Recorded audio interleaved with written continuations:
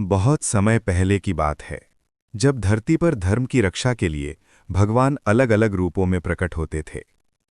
उड़ीसा के पवित्र नगर जगन्नाथ टेम्पल के बारे में आज दुनिया जानती है, लेकिन बहुत कम लोग जानते हैं कि यहाँ विराजमान जगन्नाथ की मूर्ति का रहस्य क्या है।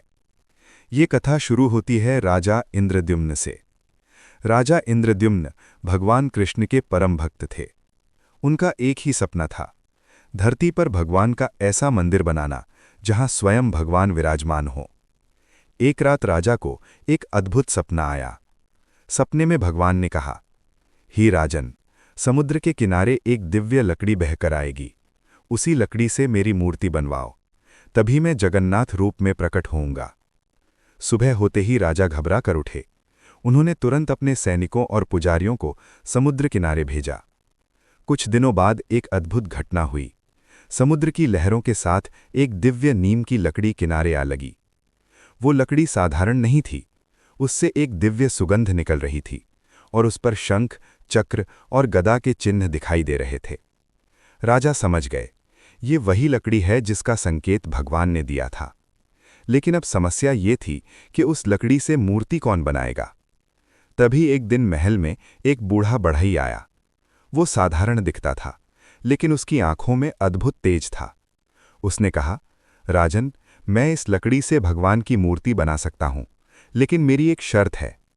राजा ने पूछा, क्या शर्त? बढ़ई बोला, मैं 21 दिनों तक बंद कमरे में मूर्ति बनाऊंगा। जब तक काम पूरा न हो, कोई भी दरवाज़ा नहीं खोलेगा। राजा ने उसकी शर्त मान ली। कमरे में लकड़ी रख दी गई और बढ़ई अंदर चला गया। दरवाज़ा बंद कर दिया गया। कुछ दिन तक कमरे के अंदर से लकड़ी काटने की आवाज़ आती रही, लेकिन अचानक 15वें दिन आवाज़ आना बंद हो गई। रानी घबरा गई। बहुत समय उसे लगा कि शायद बढ़ई मर गया है। जब धरती पर राजा को चिंता होने लगी, भगवान अलग अलग रूपों में उन्होंने दरवाज़ा खोलने का आदेश दिया। उड़ीसा के जैसे ही दरवाज़ा खोला गया, जगन्नाथ टेम्पल के बारे में आज दुनिया जानती है। कमरे के अंदर कोई बढ़ई नहीं था, बहुत कम लोग जानते और वहां रखी थी यहाँ विराजमान जगन्नाथ की मूर्ति का रहस्य। जगन्नाथ है, बलभद्र, ये कथा शुरू होती है राजा मूर्तियों के हाथ पैर अधूरे थे, राजा लेकिन उनके चेहरे पर भगवान कृष्ण के परम भक्त थे। तभी आकाश से आवाज आई था, हे राजन, पर भगवान मैं स्वयं विश्वकर्मा था, जहां स्वयं दरवाजा जल्दी खोल दिया, इसलिए मूर्तियां अधूरी रह गईं। एक अद्भुत सपना, लेकिन यही मेरा दिव्य रूप होगा। सपने में भगवान ने कहा। राजा की आंखों से आंसू बहने लगे। समुद्र के किनारे उन्होंने तुरंत दिव्य मूर्तियों को मंदिर में स्थापित कर उसी लकड़ी से मेरी मूर्ति। लेकिन कहानी यही खत्म नहीं होती। जगन्नाथ रूप में जगन्नाथ जी की मूर्ति के अंदर सुबह होते ही राजा घबरा कर उठे।